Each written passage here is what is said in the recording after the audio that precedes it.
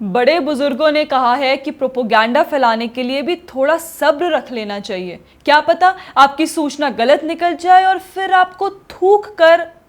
दोस्तों, कांग्रेस की प्रवक्ता सुप्रिया श्रीनेत, जयराम रमेश, पवन खेड़ा से लेकर इनके समर्थकों या कहें कि पूरे इकोसिस्टम ने पिछले कुछ दिनों से बवाल काट रखा है कि ये कौन सी फॉरेन पॉलिसी है अगर हमें G7 का इनवाइट ही नहीं मिलता तो।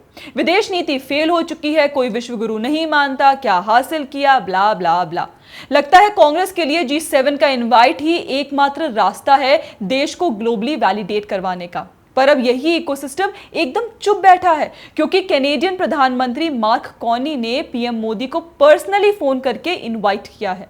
जी हां, पीएम मोदी ने सोशल मीडिया प्लेटफॉर्म एक्स पर 6 जून की शाम को ट्वीट कर बताया कि कनाडा के प्रधानमंत्री मार्क कार्नी से फोन पर बात करके उनको खुशी हुई। उन्होंने इस महीने के अंत में कनान्स्कीज में होने वाले G7 शिखर सम्मेलन में आमंत्रित किया है। पीएम मोदी ने इसके लिए उनको धन्यवाद दिया। अब कहां है फॉरेन पॉलिसी पर सवाल उठाने वाले? कल ही सुप्रिया श्रीनेत ने एक पूरी प्रेस कॉन्फ्रेंस करके ये बताने की कोशिश की है कि मोदी सरकार किस तरह विदेश नीति में फेल हो गई और यह भी दावा किया कि भारत को G7 का इनवाइट नहीं मिला। उनका कहना है कि 11 साल से ज्यादा समय तक सत्ता में रहने के बाद और 90 से ज्यादा देशों का दौरा करने के बाद भी नरेंद्र मोदी की विफल विदेश नीति के कारण हमें कुछ भी हासिल नहीं हुआ है। क्या हासिल नहीं हुआ है? भारत ने सफलतापूर्वक G20 समिट आयोजित किया। प्रधानमंत्री मोदी वर्ल्ड लीडर में शामिल है। देश दुनिया की 4th लार्जेस्ट इकोनॉमी बन गया है। क्या आपने इसके बारे में कभी सोचा भी था? पर कैसे सोचते? आप और आपके साथियों को झूठ फैलाने से ही फुर्सत नहीं।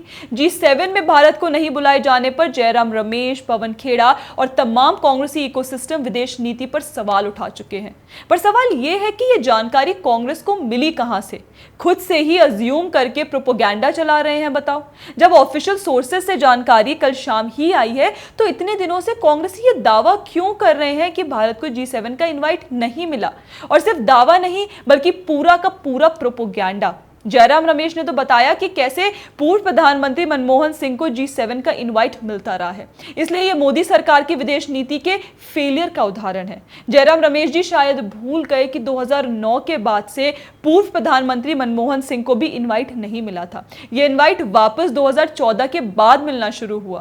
कनाडा से पर्सनली फोन कर इनवाइट मिलना भी विदेश नीति की ही सफलता है। भारत और कनाडा के बीच बीते समय से खालिस्तान को लेकर कड़वाहट है। कनाडा ने खालिस्तान समर्थकों को जो अघोषित सपोर्ट दिया है उसके लिए भारत ने समय समय पर आपत्ति जताई है। अभी भी पीएम मोदी को मिले इनवाइट के चलते कनाडा में खालिस्तान समर्थक कनाडाई प्रधानमंत्री के खिलाफ विरोध प्रदर्शन कर किल मोदी के नारे लगा रहे हैं। इसके बाद भी कनाडा ने भारत को इनवाइट किया है। भारत इसमें शामिल होगा या नहीं वो फैसला सरकार का है। पर आप हिपोक्रेसी तो देखिए कि इनवाइट मिलने के बाद कांग्रेसी अपनी ही बात से पलटे नहीं है। सुप्रिया श्रीनेत की ये बहुत ही सस्ती पोस्ट देखिए जिसमें वो लिख रही हैं कि कनाडा जाने का मौका नहीं मिला तो साहब का दिल टूट गया, लगे भागने, मिन्नतें करने, गिड़गिड़ा कर किसी तरह से न्योता ले ही आए। पॉपा के लिए कितनी बार बेचारों को थूक कर चाटना पड़ता है।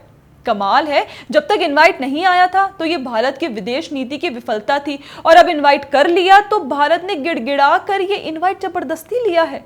हिपोक्रेसी की भी सीमा होती है। वाह कांग्रेस वाह, अब समझ आ रहा है कि लोग आपको गंभीरता से क्यों नहीं ले रहे। अपने ही देश को लेकर इतने सस्ते विचार कोई कैसे रख सकता है? सिर्फ अपने प्रोपोगंडा के लिए कोई कैसे ये दावा कर सकता है कि हमारा देश एक इनवाइट के लिए गिड़गिड़ा रहा है? कांग्रेस के लिए ये सिर्फ एक और सेल्फ गोल है। पर फिर भी क्या फर्क है कांग्रेसियों में और खालिस्तान समर्थकों में अगर दोनों ही भारत को इनवाइट नहीं मिलने पर खुश हो जाते हैं और इनवाइट करने पर दुखी?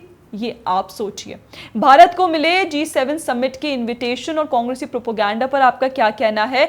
हमें कमेंट करके जरूर बताएं। बाकी अगर आपको वीडियो पसंद आए तो उसे लाइक, शेयर और सब्सक्राइब करना ना भूलें। जय हिंद।